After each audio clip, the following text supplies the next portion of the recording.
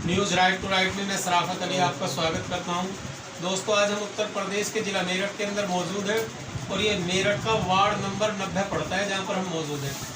और यहां पर वार्ड 90 के प्रत्याशी हमारे बीच हैं, उनसे बात करते हैं कि वो चुनाव में किस लिए आए हैं, क्या ऐसा हुआ जो उन्हें चुनाव में आना पड़ा और किस लिए चुनाव लड़ना चाहते हैं और क्या क्या उनके चुनाव में मुद्दे हैं। जी सर, क्या नाम है आपका? मेरा नाम मोहम्मद फ़हीम बाबू है। जी फ़हीम बाबू भाई, आप चुनाव में किस लिए आए हैं? क्या कारण हुआ अगर आपको सियासत में आना पड़ा? सियासत में मैं इसलिए आया हूँ क्योंकि मैं पहले जो है समाजवादी पार्टी के अंदर था। मुझे समाजवादी पार्टी के अंदर सिवाय झंडा उठाने के और दरी बिछाने के अलावा कुछ भी हासिल नहीं हुआ। फिर मैं MIM के अंदर पहुँचा तो मुझे मेरे हक की जो ज़रूरत थी मुझे पार्टी ने दी। 6 महीने के अंदर मुझे पार्टी ने पार्षद का टिकट दिया और मुझे वार्ड के अंदर खिदमत करने का मौका दिया। आप समाजवादी पार्टी में थे, आप कह रहे हैं कि वहाँ पे डंडे और झंडे उठाए। ऐसा तो समाजवादी में आज भी बहुत मुसलमान हैं और मुसलमानों का झुकाव भी समाजवादी की तरफ है। और आप ऐसी बात क्यों कर रहे हैं समाजवादी की? क्योंकि वो गफलत में है। उनको ये देखना चाहिए कि मुसलमान महानगर के अंदर 4.5 लाख है और गुर्जर समाज जो है हमारा, वो भी हमारे समाज है, वो 16,000 है। ये देखिए कितनी बड़ी नाइंसाफ़ी करी अखिलेश यादव ने मुसलमानों के साथ में कि अगर मेरठ के अंदर महापौर चुना जाता है जिला प्रधान, तो ये बताइए कि मेरठ का जो है आवाम को सर्द में जाएगा काम कराने या मेरठ के ही अगर वो चुनते तो हम मेरठ के अंदर विकास कराते अपनी मेयर से। आप बताइए गलत बात है सही बात है? और फिर दूसरी बात ये है कि देखो, ये कोई भी चीज़ हो सीमा में अच्छी लगती है। सीमा से बाहर जाने के बाद जो है सीमा का सफाया हो जाता है। इंशाल्लाह आने वाली 11 तारीख को हम लोग सफाया कर देंगे समाजवादी पार्टी का और हमारे जो मेयर के प्रत्याशी हैं 10 के साथ इंशाल्लाह भारी मतों से जीत कर आएंगे। ये मैं बिल्कुल आशा करता हूँ, अल्लाह से मैं दुआ भी करता हूँ कि हम लोग कामयाब हों। जी, जिस तरीके से आप बता रहे हैं कि जीत कर आएंगे, ऐसा तो पहले भी हुआ है विधानसभा चुनाव में। ओवैसी की जनसभाओं में बहुत सारी पब्लिक आया करती थी, लेकिन जब वोट निकला तो बहुत कम था। जनाब एक बात बता दूंगा आपको, ये जो हमारी कौम है ये थोड़े से इधर जज्बात हो गई, आपको पता होगा, जज्बात में हो जाती है कि मोदी को हटाओ, मोदी को हटाओ।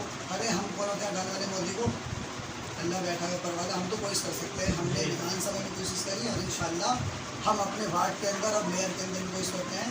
इंशाल्लाह ज़रूरी नहीं है कि हम जीतेंगे, अरे कम से कम मुसलमानों तादाद तो दिखाओ कि आप कितनों जो भी तो रिश्तेदारी मिलेगी हमें तो यूज़ किया जा रहा है। अच्छा सर, आप ये बताइए क्या मुद्दे हैं आपके चुनाव के? चुनाव लड़ने के आप क्या मुद्दे हैं? सबसे पहला मुद्दा तो मेरे वार्ड के अंदर एक भी स्कूल नहीं है और एक भी अस्पताल नहीं है और ना ही मेरे वार्ड के अंदर नाली करेंगे, मतलब कोई भी कार्य नहीं हुआ।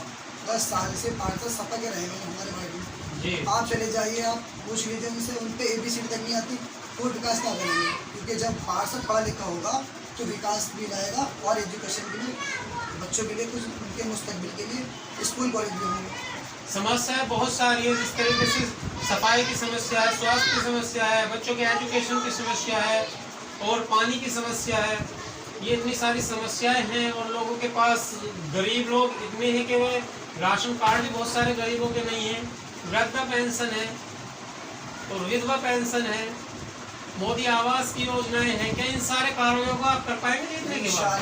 इंशाल्लाह मैं अपने वार्ड के लोगों से ये अपील करता हूँ और मैं भरोसा दिलाता हूँ कि आप मुझे एक बार खिदमत का मौका दें, क्योंकि हम लोग पढ़े लिखे हैं। हमारे जो बुजुर्ग थे पहले मशक से पानी डाला करते थे, क्योंकि हम लोग जो है नगर निगम के अंदर काफ़ी सारे मौजूद हैं और हमें सब पता है कि कौन सा दरवाज़ा कौन सा कमरा कहाँ पर है। आप मुझे एक बार खिदमत का मौका दें। मैं विधवा पेंशन, मैंने अभी मेरे वार्ड के सर्वे कीजिए, मैंने आयुष्मान कार्ड बनवाए हैं क्योंकि मेरी वाइफ डॉक्टर है।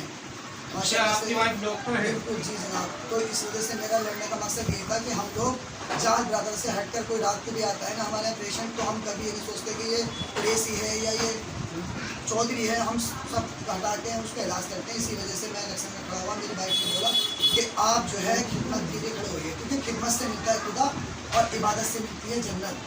मेरी बिल्कुल साफ दिल से यही मिलती है कि मैं चाहता हूँ कि वार्ड के लोग मुझे 5 साल तक के लिए मौका दें। अगर मैं उनके काम पे खड़ा करता हूँ तो मुझे आगे भी मौका दें।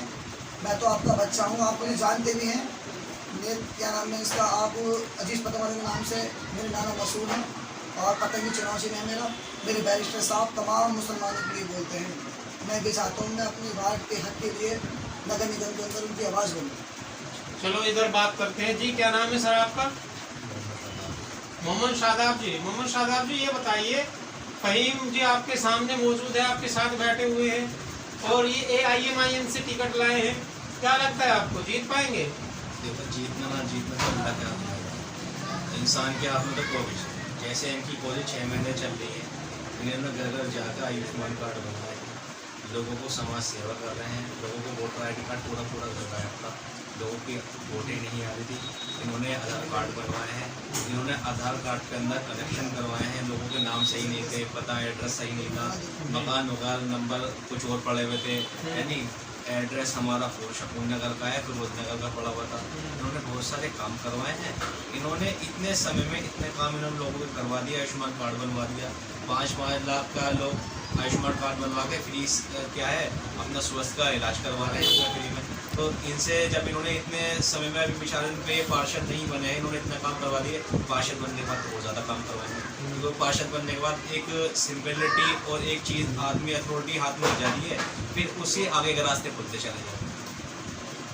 MIM को क्यों चुना? BSP है, कांग्रेस है, लोकदल है, बहुत सारी पार्टियां हैं। पार्टी तो बहुत सारी हैं, पार्टी तो निर्दलीय भी है, मगर ये भी IIM जो पार्टी है मुसलमानी लीग की पार्टी, मुसलमानी लीग में अगर सबसे ज़्यादा कोई बोल जाता तो ऋषि के अलावा कोई और बोल रहा है क्या? इसीलिए आपने इसको चुना। इसीलिए जी क्या कहना चाहेंगे? ओवैसी साहब पर एलिगेशन भी लगता है कि ये बीजेपी को जिताने के लिए बोलते हैं।